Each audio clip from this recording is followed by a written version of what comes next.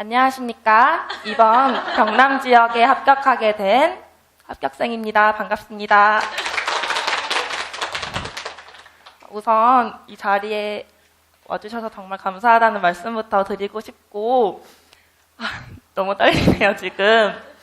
먼저 제가 이번에 재학생 합격생인 만큼 제가 학교를 다니면서 어떻게 공부를 했냐에 대해서 말씀을 드리는 것이 뒤에서 다른 합격자 선생님들께서 좋은 말씀 많이 해주실 것 같아서 저는 그 부분에 중점을 두고 말씀을 드릴게요. 네, 저는 이제 다다음 주에 졸업식을 앞두고 있고 작년에 이제 4학년 학교를 다니면서 1년 동안 공부를 해서 합격을 하게 되었습니다.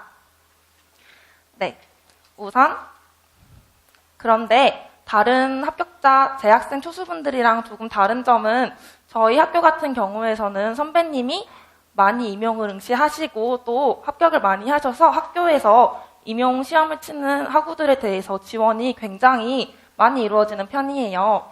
그래서 저는 3학년 때 교생 실습 그리고 교구 제작을 끝냈기 때문에 사실 4학년 때 이렇게 공부하는데 시간을 많이 뺏기지는 않았던 것 같아요. 1학기 때는 여기 제가 써드린 대로 5학점을 이수했고 2학기 때는 총 3학점을 이수했기 때문에 사실 학교를 다니면서 학교 공부에 임용 공부 시간을 많이 뺏기지는 않았던 것 같아요. 그런데 또 수업을 들으러 왔다 갔다 하는 이동 시간이 있고 중간고사, 기말고사, 과제가 있었기 때문에 올인을 하시는 분들이랑은 확실히 차이가 있었다고 생각해요. 네, 그래서 저는 이제 공부 방법에 대해서 간단히 제 소개를 마쳤고 말씀을 드리도록 할게요. 이번에 경남 지역은 총 139명을 선발하였고 지원자는 1155명으로 경쟁률이 8에서 9 정도 됐던 것 같아요. 그리고 저는 총점 187.8점을 얻어서 다행히 합격을 했는데요. 그 중에 논술은 20점, 그리고 수업 실현은 50점을 맞았기 때문에 다른 공부 방법 중에서도 이 두 가지에 중점을 두어서 말씀을 드릴까 합니다. 먼저 논술 같은 경우에는 처음에 이 1, 2월 달에는 논술 공부를 어떻게 해야 할지 정말 감이 잡히지 않았던 것 같아요. 글을 쓰기는 쓰는데 제대로 쓰는지도 잘 모르겠고 또 다른 친구들이랑 쓴 글을 비교해 봤을 때 부족함이 너무 많이 느껴져서 이렇게 내가 논술 시험을 볼 수는 있을지 많이 고민이 많았는데 저는 논술에 대해서는 딱 한 가지만 말씀드리고 싶어요. 논술은 정말 쓰는 만큼 느는 과목이에요. 논술의 시간을 본인이 얼마나 할애했느냐에 따라서 20점을 맞을 수도 있고 19점을 맞을 수도 있다고 생각해요.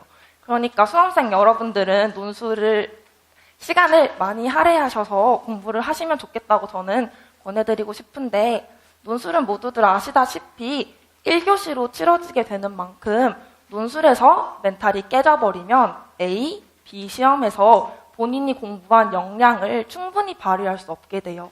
저는 그래서 논술 시간에 공부를 많이 할애하셨으면 좋겠는데 제 경우에는 논술이 총 60분 동안 작성하게 되어 있어요.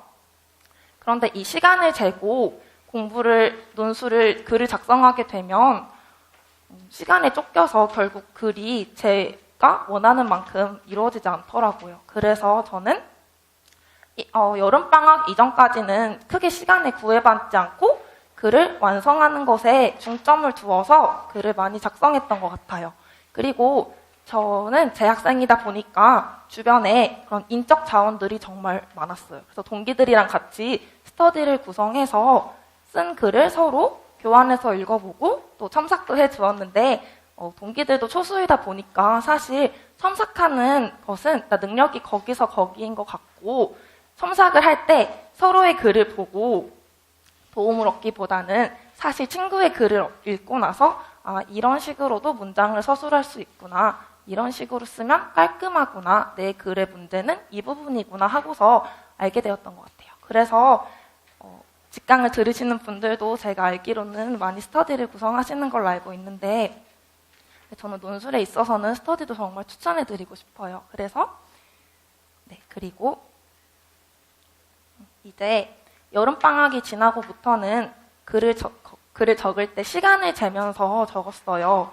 이게 총 60분 동안 글을 적어야 하기 때문에 시간을 정해놓고 그 시간에 맞춰서 연습을 하지 않으면 나중에 시간에 쫓기거나 또는 시간이 너무 많이 남아서 좀 더 깊게 생각해 볼 걸 하고 아쉬움이 남더라고요. 그래서 그때부터는 시간을 정해서 글을 적었고요.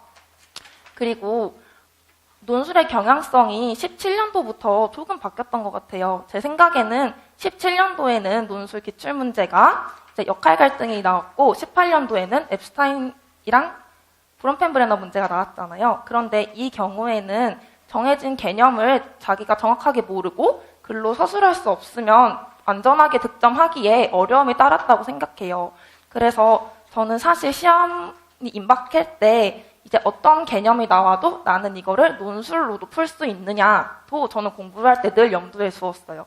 그런데 이번에 19학년도 기출문제의 경우에는 장학 문제가 나왔기 때문에 사실 공부한 개념을 정확하게 적는 것보다는 이제 그래서 궁금해하는 것, 그래서 저에게 묻는 것을 서술하는 것에 더 중점이 되는 문제였다고 생각해요. 그래서 여기 앉아 계신 수험생 여러분들도 19학년도 문제나 아니면 다른 기출문제처럼 장학 또는 교사론 관련된 부분에서도 서술을 하실 수 있어야 하고 또 17, 18년 문제처럼 명확하게 반드시 그 정의나 개념을 정확히 이해하고 적어야 되는 문제가 출제되더라도 나는 과연 이거에 어떤 문제가 나와도 그 개념을 적을 수 있을까를 염두에 두시면서 평소 개론과 강론 공부를 병행하시면 좋겠어요. 그러면 어떤 기출문제가 나오더라도 당황하시지 않고 글을 적어나가실 수 있을 거예요. 네, 그리고 제가 여기다가 동그라미 4번에다가 많이 써볼 것이라고 적었는데요. 네, 아까도 말씀드렸지만 논술은 정말 많이 써보고 시간을 많이 투자하고 하는 것이 가장 중요하다고 생각해요. 저는 시험이 11월 10일에 있었는데 11월 10일이 다가올 때는 기출문제를 위주로 문제를 많이 적었어요.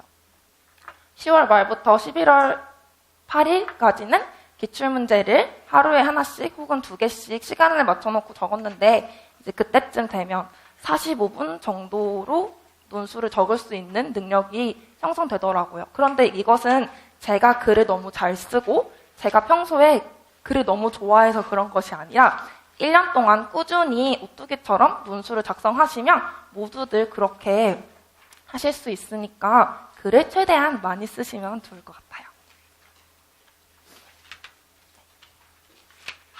그 다음 개론과 강론에 대해서 말씀드릴게요. 공부를 하다 보면 정말 아테나 두 권이 사실 시험 출제 범위의 대부분을 이루고 있어요. 교육과정 A, 교육과정 B가 아테나 개론책과 강론책에서 많이 나오기 때문에 그 두 권을 공부를 굉장히 앞으로 열심히 하실 것 같은데요. 공부를 하다 보면 내용이 너무 방대하기 때문에 내가 여기 있는 것들을 다 외울 수 있을까? 이걸 다 외우고 시험장에 들어갈 수 있을까? 하고 사실 조금 두려워요. 그런데 솔직히 말씀드리면 100%는 암기를 못 하시더라도 90% 이상은 모두 암기를 하고 시험장에 들어가실 수 있어요. 이것도 또 제가 너무 암기를 잘하고 암기를 너무 좋아해서 말씀드리는 것이 아니고 임용 공부는 1년 동안 반복하고 또 반복하고 다시 읽고 정리하고 마지막으로 점검하는 이런 일련의 과정들이 쭉 연결되면서 자연히 머릿속에 공부해야 될 개념 그리고 내가 반드시 외우고 숙지해야 될 개념들이 정립이 되면서 하나하나 쌓여가면서 완성이 되는 것이기 때문에 여러분들이 개론, 강론 공부를 1년 동안 꾸준히 하시면 모두들 다 이제 암기를 하실 수 있어요. 그런데 저는 이제 책을 읽을 때 이해를 하고 이해한 것을 바탕으로 암기를 하면 더 잘 외워지더라고요. 그래서 제 경우에는 깔끔하게 정리를 하거나 또 타이핑을 해서 외우는 방법보다는 자투리 시간을 많이 활용하고 그리고 또 반복해서 외우는 것을 외워서 많이 외웠던 것 같아요. 그런데 먼저 제가 어떻게 외웠냐면 조금 유치하다고 생각하실 수도 있는데 앞글자 많이 따서 외우시잖아요. 그런데 이 시기에는 사실 앞글자를 딸 만큼 그렇게 앞글자를 따는데 시간을 투자하실 여유가 없으실 거예요. 왜냐하면 복습을 하기에도 너무너무 빠듯하고 교수님께서 진도를 1주차를 나가시면 이제 사실 전공서적 한 책 분량을 우리가 공부를 한 거잖아요. 그래서 그 교수님이 알려주신 개념들을 외우고 또 줄글들을 반복해서 읽는 과정에서 앞글자를 만드는 시간은 사실 내기 어려우실 거예요. 그래서 이거는 여름방학이나 그 이후 시간이 되면 이미 충분히 개론과 강론을 많이 반복했기 때문에 이렇게도 외워볼까? 이거 이렇게 하면 잘 외워질 수 있을 것 같은데 하는 요령이 또 생겨요. 그리고 저는 교수님이 강의하시는 내용을 사실 빠짐없이 받아 적으려고 많이 노력했어요. 저는 직강이 아니고 인강 수강생이었기 때문에 반복해서 교수님의 말씀을 이해가 되지 않으면 돌려볼 수 있다는 장점이 있었는데요. 그래서 교수님의 말씀 한마디 한마디를 정말 이 임용 공부의 바이블이라고 생각하고 저는 빼곡히 받아 적으려고 노력했던 것 같아요.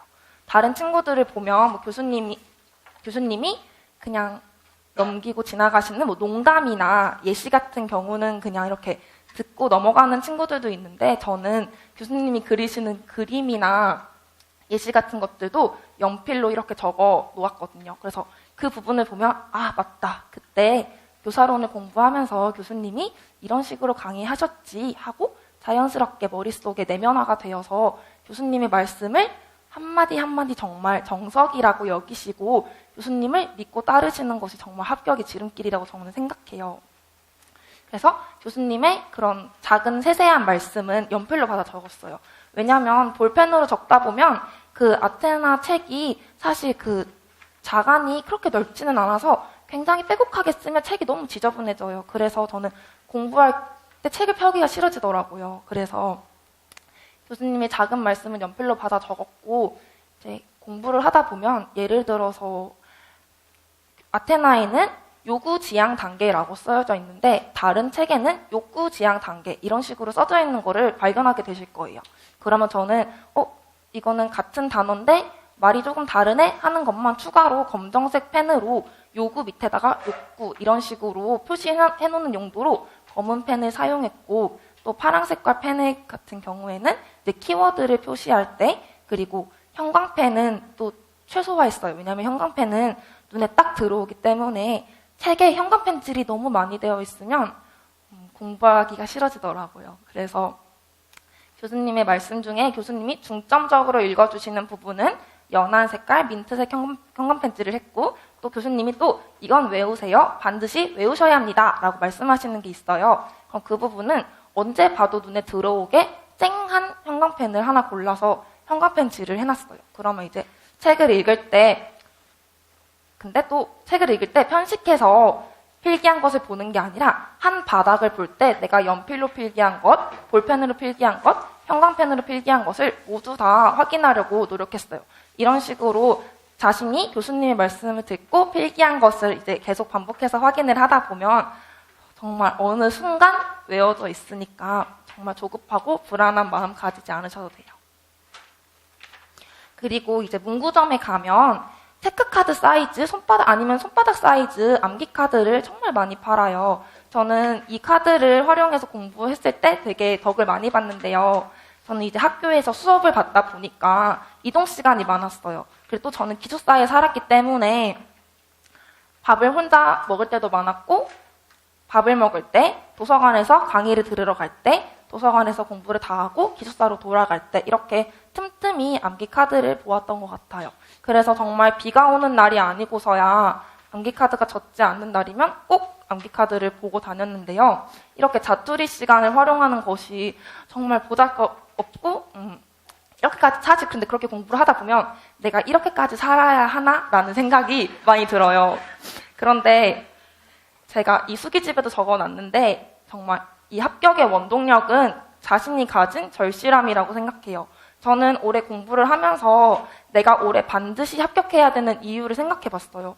먼저 공부를 할 때 내가 왜 올해 꼭 합격해야 되는지 내가 재수를 하거나 삼수를 하게 되면 어떤 점이 나에게 불리하게 작용이 될지, 또 내가 어떤 점이 많이 힘들어질지를 머릿속에 생각을 하다 보면 이렇게 살아야 하나라는 생각이 들면서도 이렇게 살아야 합격할 것 같다라는 생각이 들게 돼요. 그래서 자투리 시간도 정말 소중한 공부 시간이니까 이 점 유념하시고 암기 카드 많이 활용하시면 좋을 것 같아요.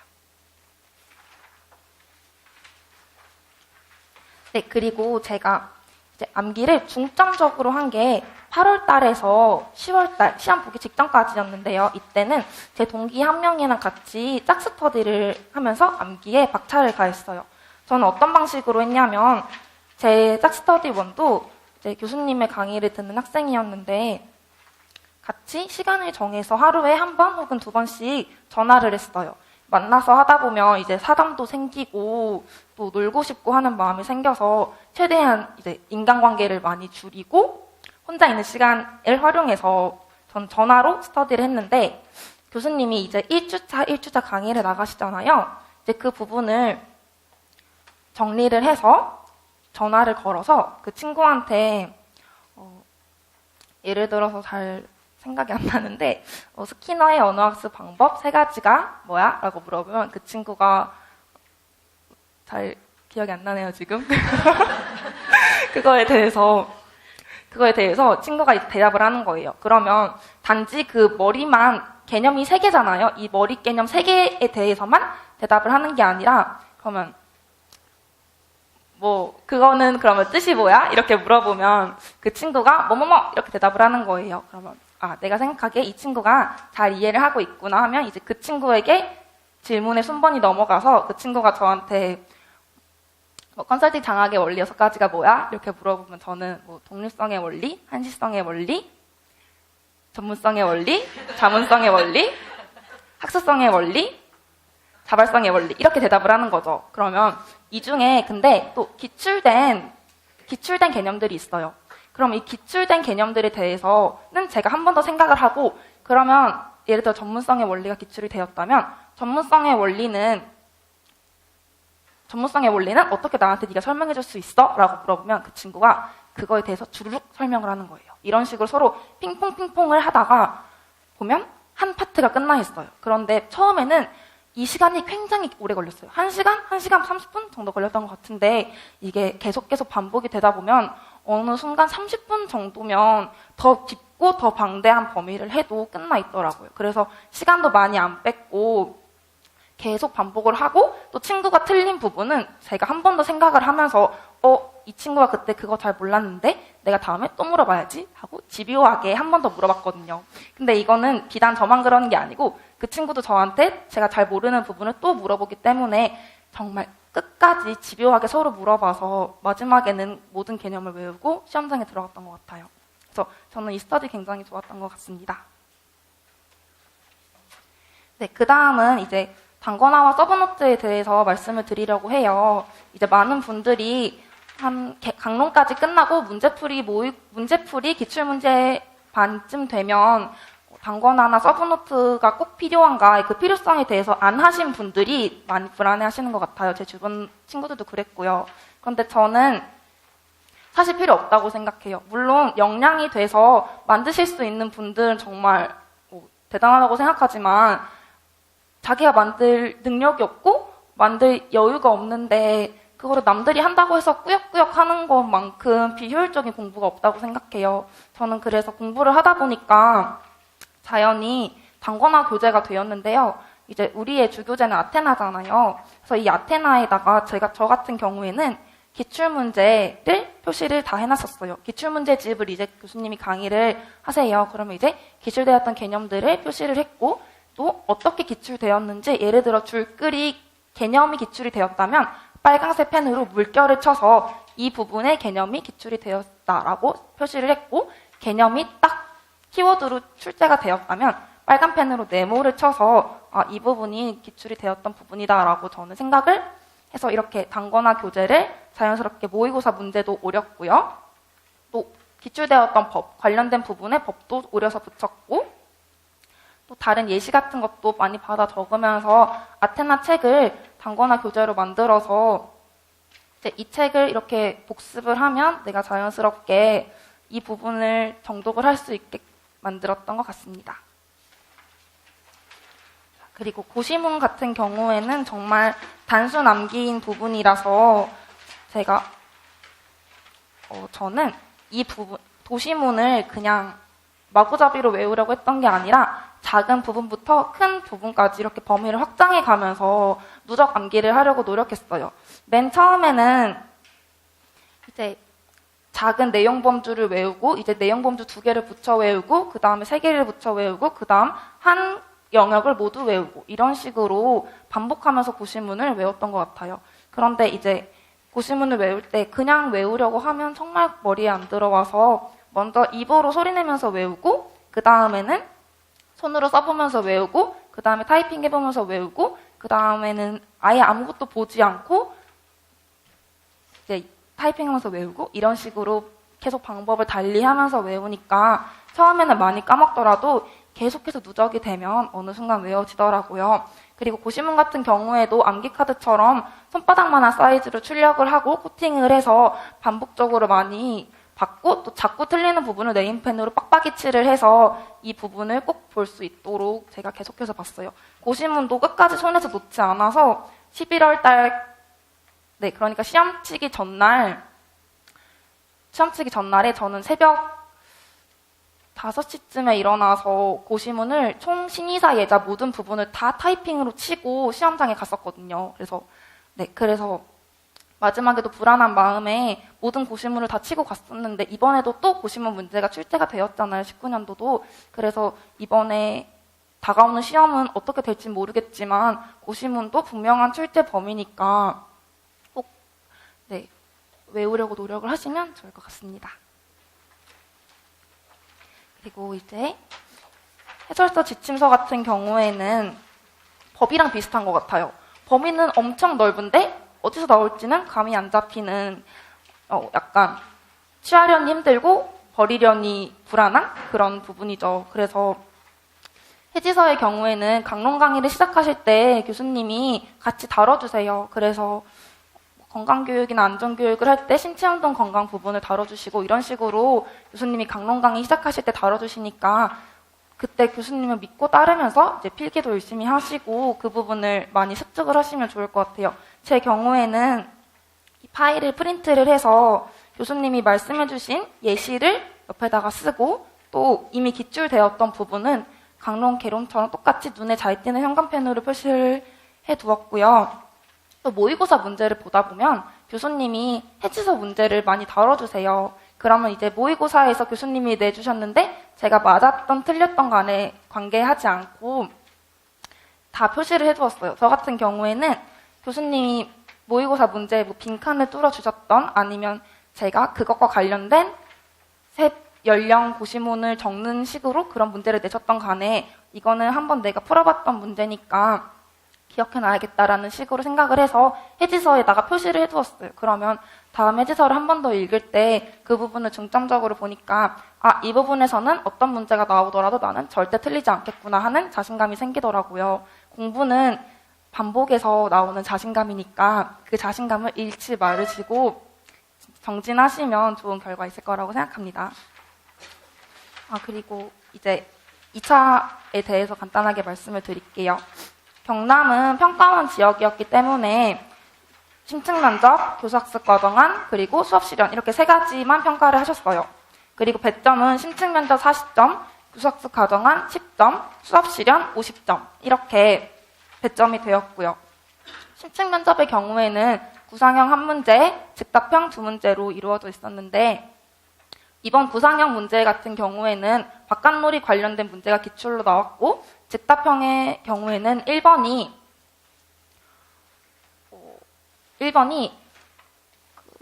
교사가 다른 유치원으로 전근을 갔는데 그 유치원에서 적응하려고 하는 열의가 없어서 이 경우 교사에게 필요한 인성적 자질이 무엇이느냐, 이런 류의 문제였던 것 같고요. 2번째 문제는 이제 미세먼지 관련된 문제가 나왔어요. 그래서 학부모가 자녀의 건강상의 문제를 교사에게 이야기를 하면서 우리 아이가 바깥놀이, 우리 아이가 외출을 할 때는 꼭 마스크가 필요하다 이런 식으로 말했는데, 그 점을 교사가 간과하고 반복적으로 학부모가 말했음에도 이를 수용하지 않아서 문제가 되는 상황이 나왔고, 이때 교사에게 필요한 태도가 무엇이냐, 3가지를 답하시오.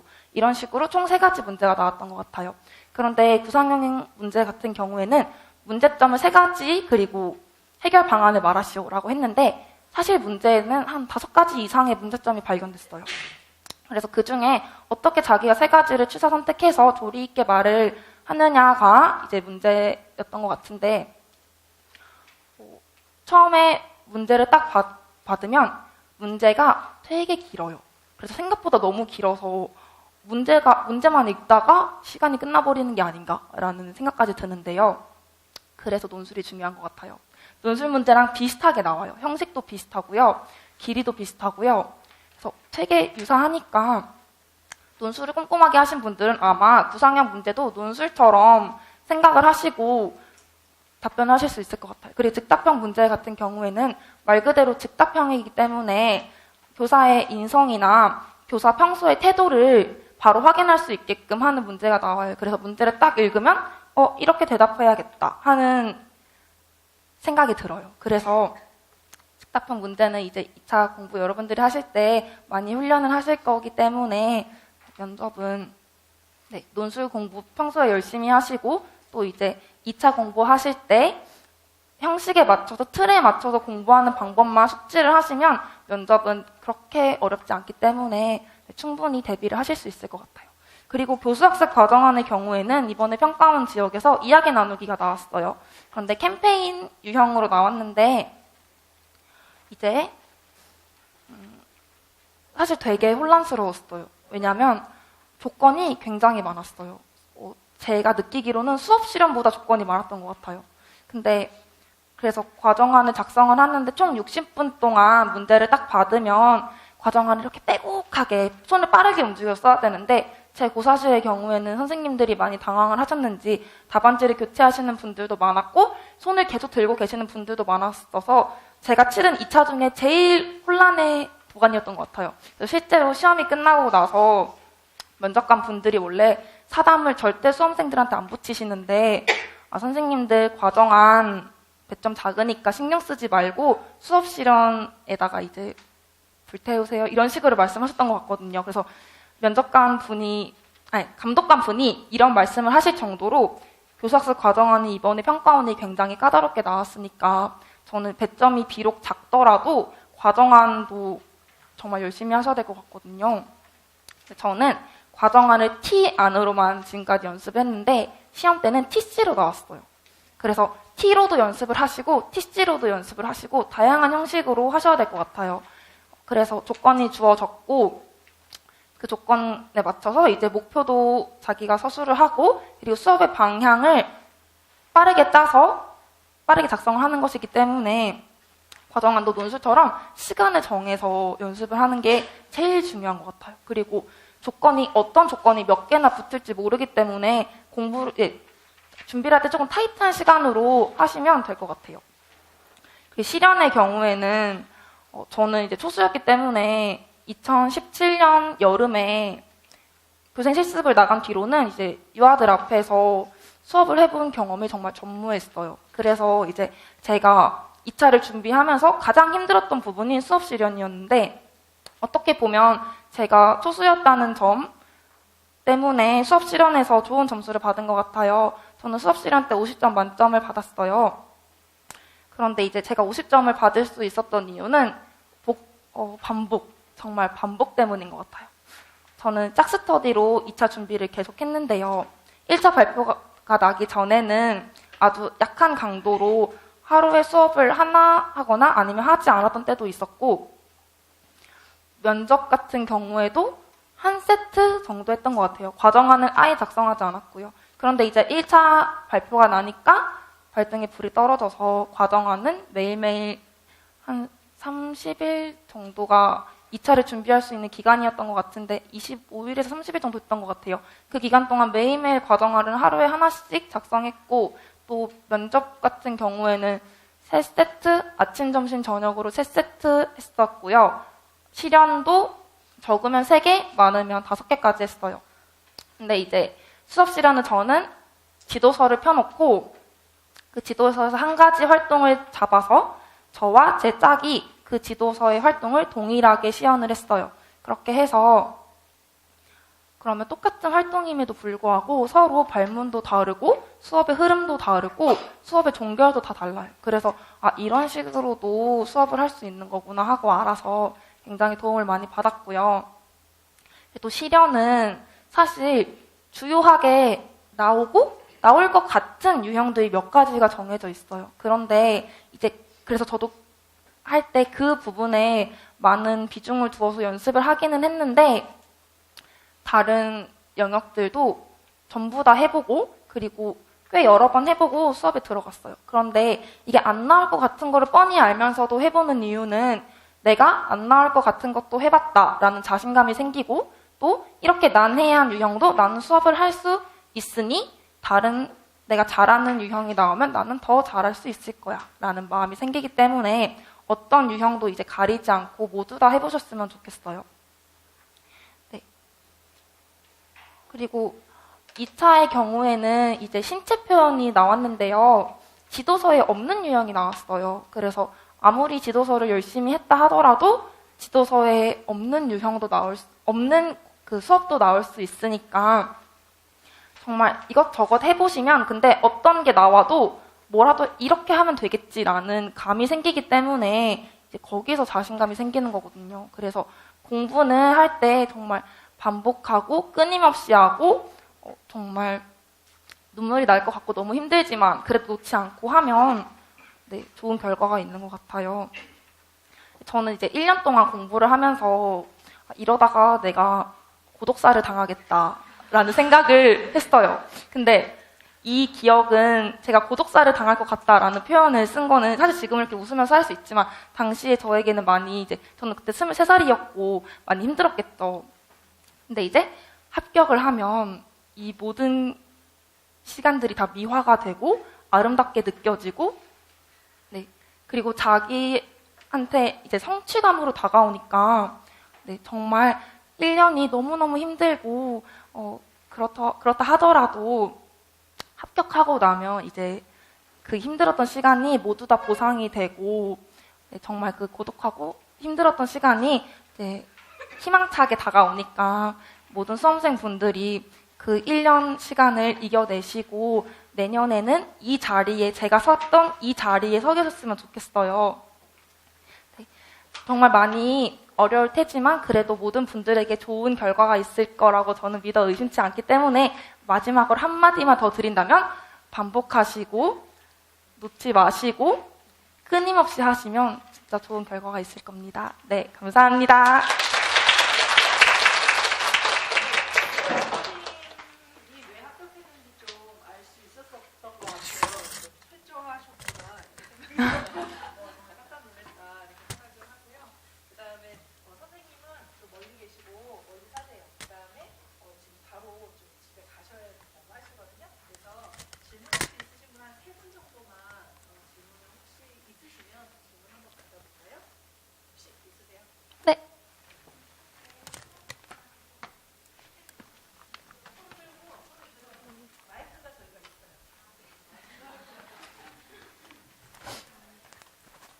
저도 초수고 잘 몰라가지고 그 수업 시련에 출제될 것 같은 유형이 따로 있다고 하셨는데 네. 그게 뭔지 조금만 자세히 알려주시면 좋을 것 같아요. 근데 이건 사실 아주 저의 주관적인 견해이기 때문에 제가 딱 스터디 원하고 불렀던 메이저 유형은 먼저 이야기 나누기, 신체 표현,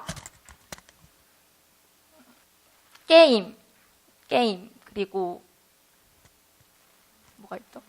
동극. 그리고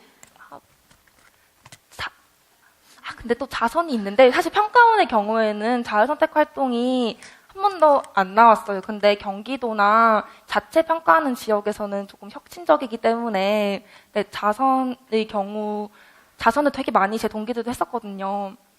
자선 이 정도가 되게 주요하게 많이 다뤘던 것 같아요. 근데 저는 사실 평가원 지역이라 자선을 많이 하진 않았고요. 자선은 쌓기 그리고 역할, 그리고 과학, 네, 언어 이 정도로 해보고 들어갔던 것 같아요. 그리고 아까 과학 말씀하셨는데 과학이랑 언어 수업의 경우에는 저는 자선 아니라 대집단 유형으로도 여러 번 반복하고 들어갔어요. 그래서 자선의 모든 영역을 자유선택 활동을 하는 소집단뿐만 아니라 대집단으로도 해보는 것을 저는 권해드려요.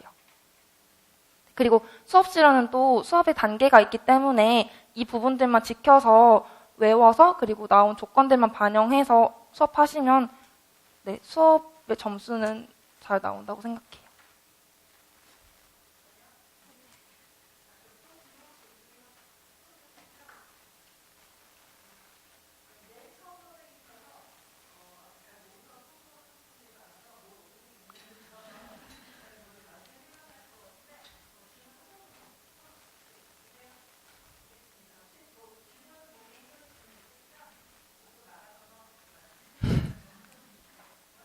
감사합니다.